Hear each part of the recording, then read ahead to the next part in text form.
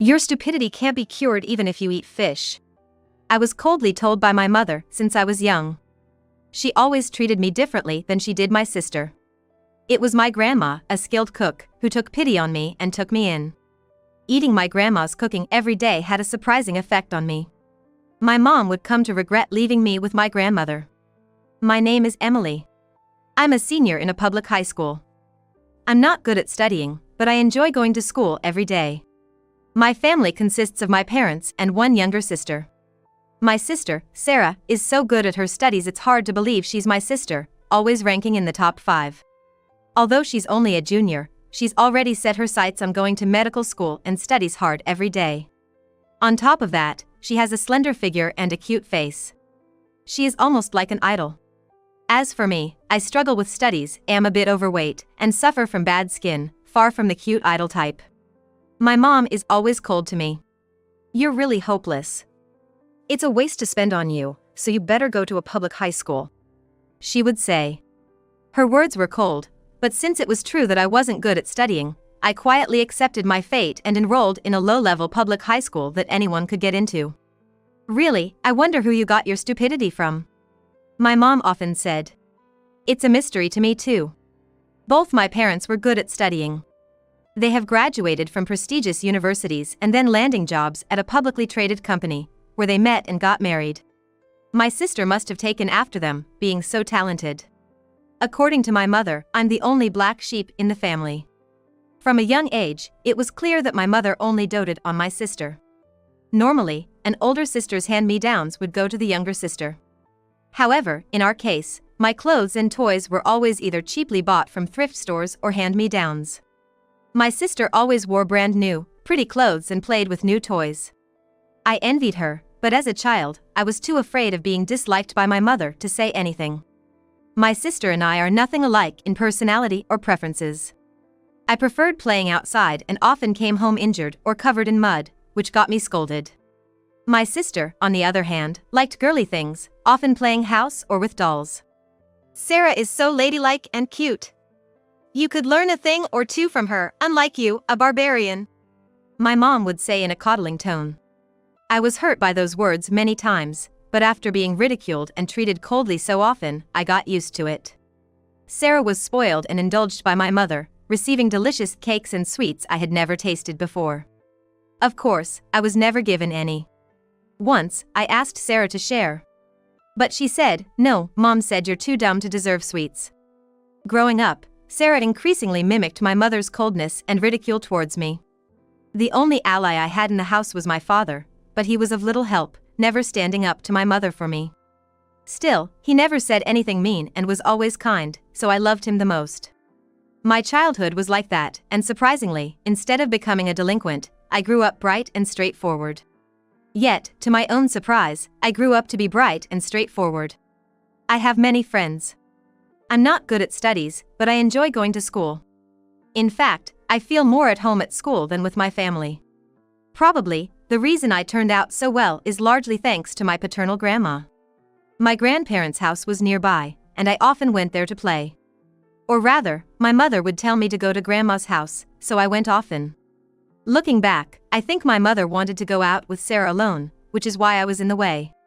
I loved my grandparents' house. Welcome, Emily. I made a cake today, let's eat it together. My grandma was always kind to me. She always made delicious homemade snacks and, noticing my worn clothes, would knit me sweaters, truly treating me well.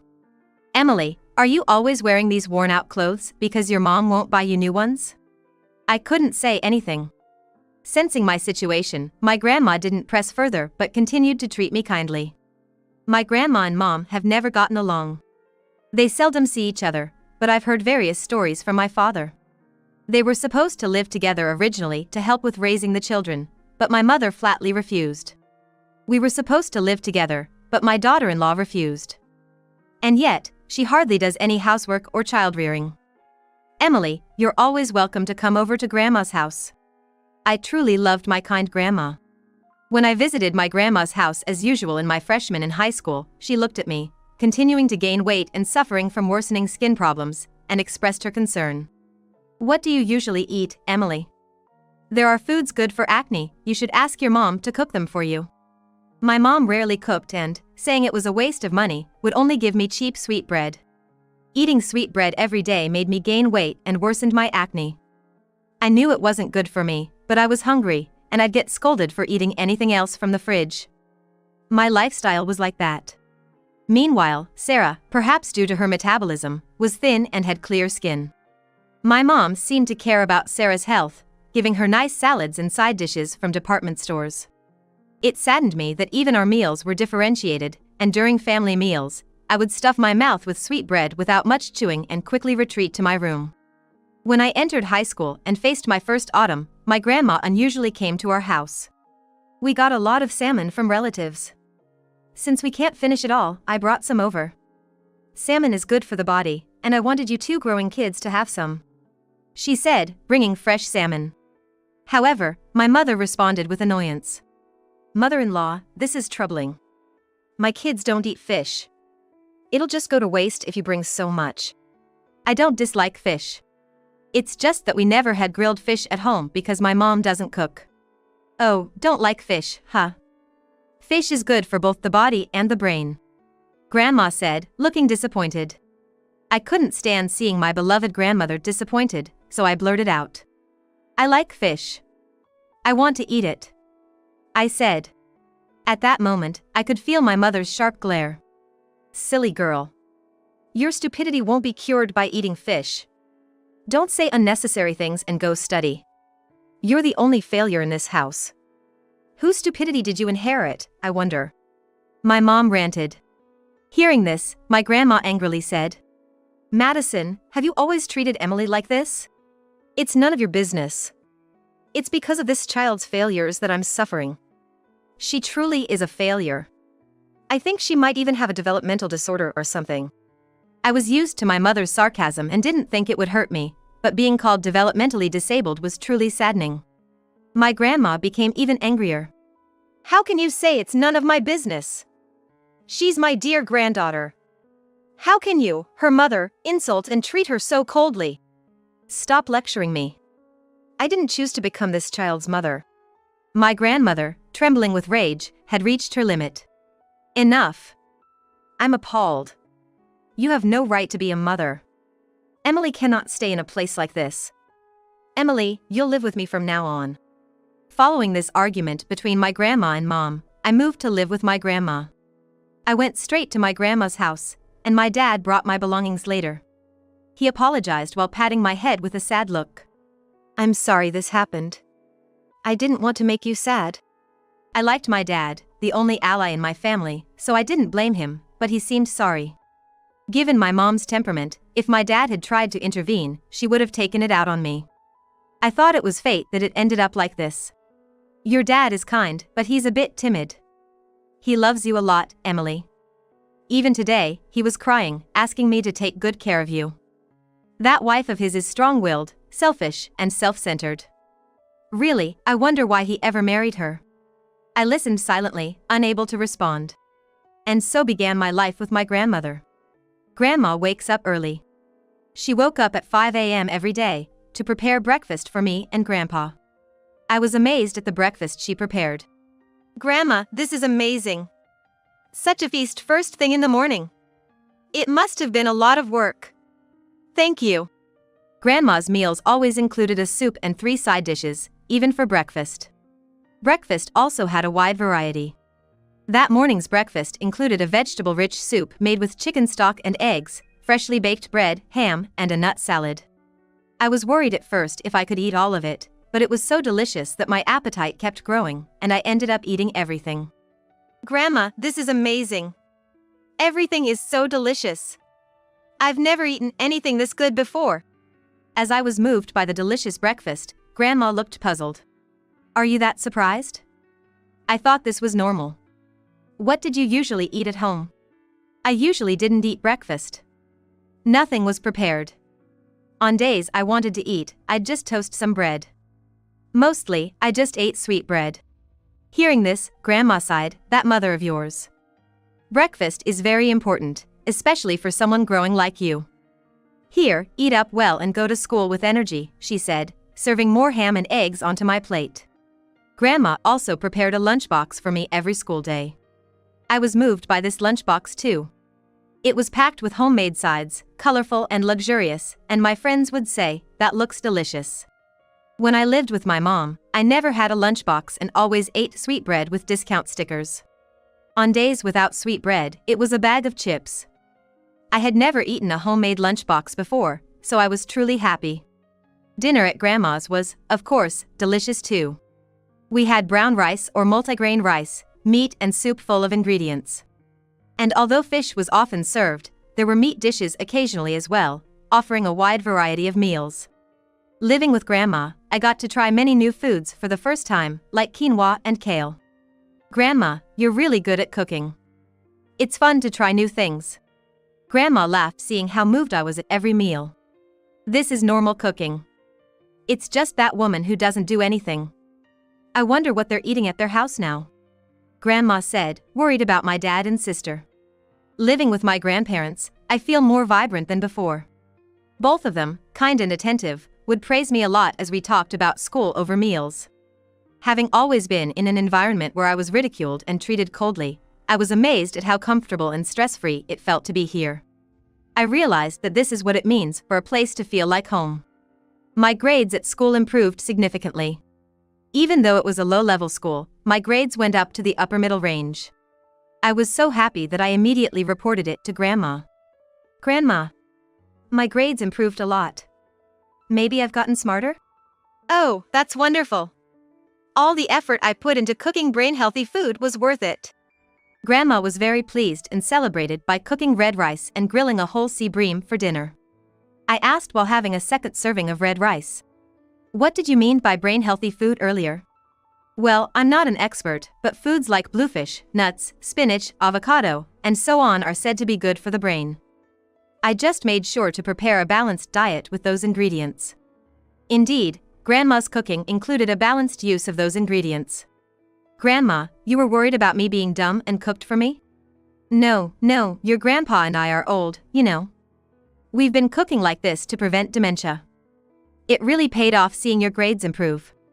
Both Grandma and Grandpa are over 70 but are very sharp and energetic. Food is really important. What you eat makes up your body.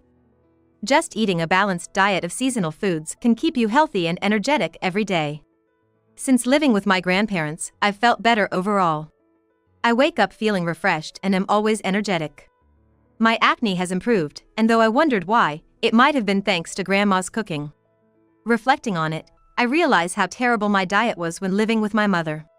"What kind of food did your mom make every day?" "She didn't cook at all. Mostly, I ate sweet bread, and my dad and sister had ready meals or deli food from department stores. Sometimes it was just instant chicken noodles. That wife, having 2 growing children and feeding them like that is terrible." Grandma sighed in disbelief. Later on, I decided to go home for the first time in a while to show my report card. I hesitated a lot, but the thought that my mom might praise me made me want to go and show it to her. It had been half a year since I saw my mother and sister. "Huh? Emily, haven't you become cuter?" Sarah was surprised as soon as she saw me. "Hey, why? Did you do something?" Sarah, being a girl of her age. It seemed she was sensitive about looking cute. Indeed, I felt I had become somewhat cuter. Since living with my grandmother, I had lost weight, and my once chubby body was now of average build. My face, once covered in acne, was now clear. Even my hairstyle had changed, having gone to a salon with my grandmother. A stark contrast to when my mother used to randomly snip at it with scissors, deeming salon visits a waste of money. While we were talking, my mother appeared. I immediately showed her my report card and said, "Mom, look. I've gotten a bit smarter." "What are you misunderstanding? Just because you got decent grades in such a low-level school doesn't change the fact you're a fool." Expecting praise was foolish of me. She coldly replied, without a hint of a smile. That was it. That was always my mother. During this exchange, Sarah kept asking me, "Hey, tell me how you got so pretty. I'm jealous." Sarah was naturally beautiful, but as a girl her age, she was curious about the secret behind her sister's transformation. It was a pleasant change to be spoken to like this by my sister, something that had never happened when we lived together, but my mother didn't seem pleased. "How long are you planning to stay?" "Sarah has important exams coming up, and we can't have stupidity rubbing off on her." "Get out," she said, pushing the report card back at me. There was no need for her to say it like that. I cried on my way back. Hoping for praise, my expectations were completely dashed, and I was coldly turned away. I realized there was no place for me in that house. Despite being my mother, why? I felt like a nuisance to her. That idea made the tears flow more. Crying, I returned to my grandparents' house, where my grandmother saw me, looked sad, and hugged me. "Oh, what a thing to happen." I cried loudly in her arms. After calming down a bit, Grandma spoke to me. "We were going to tell you when you turned 20, your dad and I had decided. But I think it's better to tell you now. Listen carefully, okay?"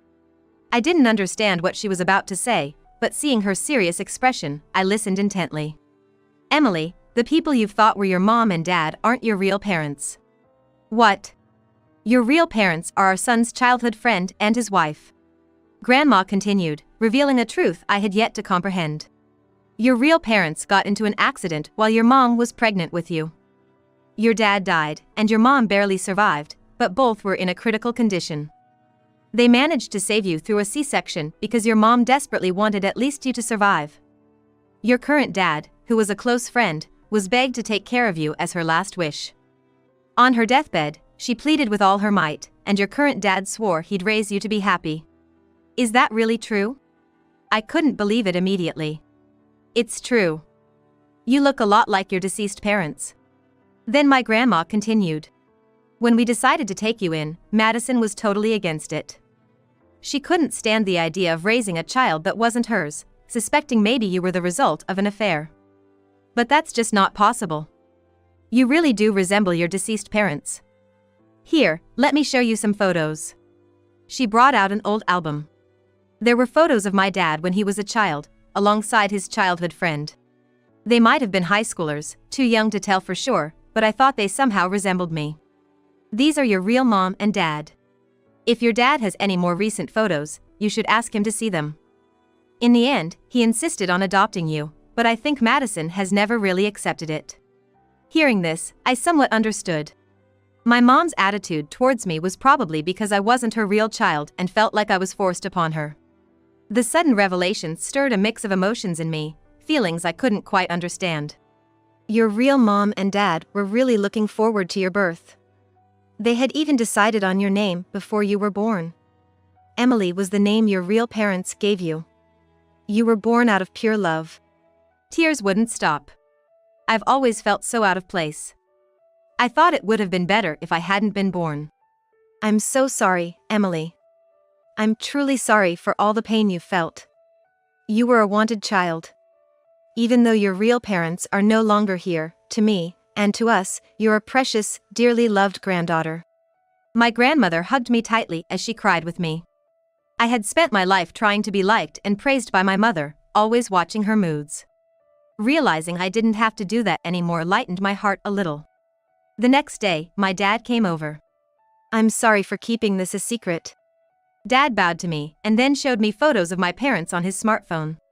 There was my dad, tall and intelligent looking, and my mom, with a gentle smile and beautiful. "Dad, can you send those to my phone?" "Of course." He shared many memories of my real parents. "I'm sorry, Emily. I promised to make you happy when I adopted you, but I let you go through so much pain. I'm sorry for being such a father." Dad apologized, truly looking remorseful. After that, I continued living with my grandmother. Graduating from high school without pursuing further studies and instead getting a job at a local video editing company. My sister successfully got into her first choice medical school. Apparently, as my dad told me, after I showed my report card that one time, my sister's attitude towards our mom changed. She probably realized that mom's behavior and neglect were not normal. My mom, deeply affected by my sister's coldness towards her, became withdrawn. "Sarah might find it tough being with mom like that. You should bring her over for dinner sometime," my grandmother suggested, so my dad and sister came over for dinner. 4 days later, they visited. Congrats on getting into med school, Sarah. Thanks. Wow, sis, you look even prettier? Our conversation was more lively than when we lived together. Well, I guess. Actually, losing weight, clearing up my skin, and even becoming smarter, it's all thanks to Grandma's cooking. Really? How come? Seeing the dinner Grandma prepared, Sarah seemed to understand. Grandma's amazing. Omega-3 fatty acids from fish, antioxidants from fruits and vegetables, vitamins, and minerals from whole grains. Perfect. No wonder your skin's better and you're smarter. Just like a med student to say that. Isn't it great? We laughed together. Unlike before, when Sarah was influenced by our mom to treat me poorly, now she could talk to me normally, without any influence. I was so happy to be able to laugh and talk with my sister like this. As we were enjoying dinner, the doorbell rang. When Grandma opened the door, Mom burst in with great force, exclaiming, "What are you all doing?" "Well, we're having dinner." "Why are you eating here? I'm all alone at home." Mom raised her voice.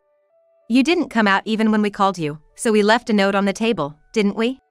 "What? Just because I'm sick and can't cook, you're doing this to spite me? Are all of you being mean to me on purpose?" "Mom, you've never cooked before. And who's really being mean here?" Sarah said coldly.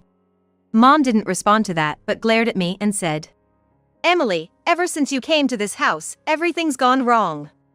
Everything's been messed up. My dear Sarah, who used to be so sweet, now talks back to me. And it's all thanks to my hard work that her exams went well, yet why does she treat me so coldly without any gratitude? Emily, it's all your fault." Sarah was just growing up and realizing how abnormal Mom's behavior was. "Mom, it's not Emily's fault. You've always been mean to her and treated only me specially, which I hated. Even when I was working hard on my studies, you never made a single delicious meal, so when you say you've raised me with hard work, it doesn't really resonate with me." Sarah continued eating Grandma's delicious food.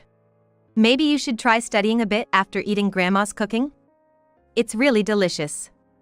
If I could eat meals like this every day, maybe I'd be able to study better too."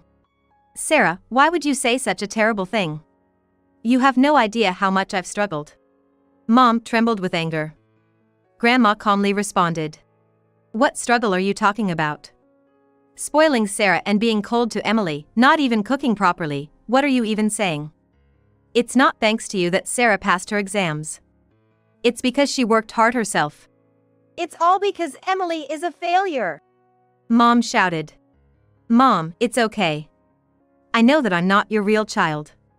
That's why I'm a nuisance, why you can't love me, why you're cold to me, I understand." "What? Eh?"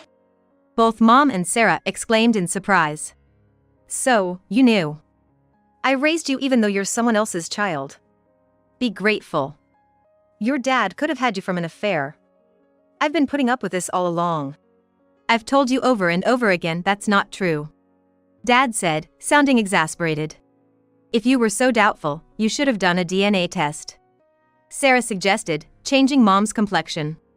"Didn't you want to do a DNA test because you were pregnant when you took Emily in, afraid of what would happen if you had to do a DNA test for the child you were carrying, Sarah?" "What?" Everyone was shocked. "I've always thought so. I know about Emily's parents. It's obvious Emily doesn't resemble my son or Madison." "But Sarah, how come you don't resemble my son at all?" "That's absurd. Madison, is that true? Of course, it's a lie. You just don't like me and are making things up. Enough now." Grandpa, usually quiet, spoke up firmly, fixing a sharp gaze on Mom. Then Mom collapsed to her knees and began to cry. "I'm not at fault. It turned out Mom had an affair with a married man, and Sarah was the result. Mom didn't know whose child it was until birth, but thought she could manage regardless." "It's a lie. So, I'm not related by blood to Dad, Emily, Grandma, or Grandpa?" Sarah was frozen in shock. Dad said quietly, "We're getting a divorce." "Why? It's all in the past. It shouldn't matter." "It's not just about the past. It's about everything you've done and your lack of remorse. I can't think of anything but divorce." I had never seen Dad so angry. "Sarah, I know it's a shock, but your mom and I are getting a divorce. It's up to you to decide who you want to stay with. Well, I don't want to be with Mom. But I'm not blood related to everyone else. Sarah, it's okay. I'm not blood related either, but Grandma, Grandpa, and Dad are all still my family. That's right, we're all family here.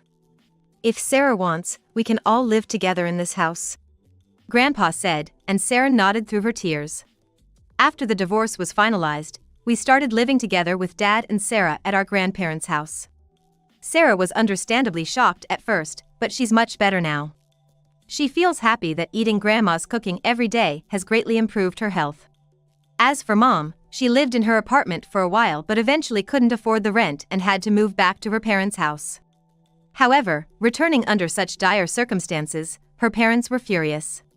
She was disowned, and her whereabouts after that are unknown. Dad once received a call from her wanting to reconcile, but of course, he refused and immediately blocked her number. As for me, when I mentioned Grandma's cooking to a colleague at work, they became very interested, leading to us broadcasting the recipes through videos. The series featuring my youthful grandmother's recipes, presented by a young woman, quickly became a sensation, especially when my young and model-like sister joined the show. Although Sarah eventually graduated from video streaming to become an internist at a university hospital, she continues to live a healthy and active life. I married my colleague from work, and we're expecting our first child soon. Grandma, when the baby is born, you'll have to teach me how to make baby food. Leave it to me. I'll make sure to prepare something delicious to help them grow up healthy. Grandma and Grandpa are still as energetic as ever. Our dining table, surrounded by everyone, remains joyful, delicious, and warm, just like always.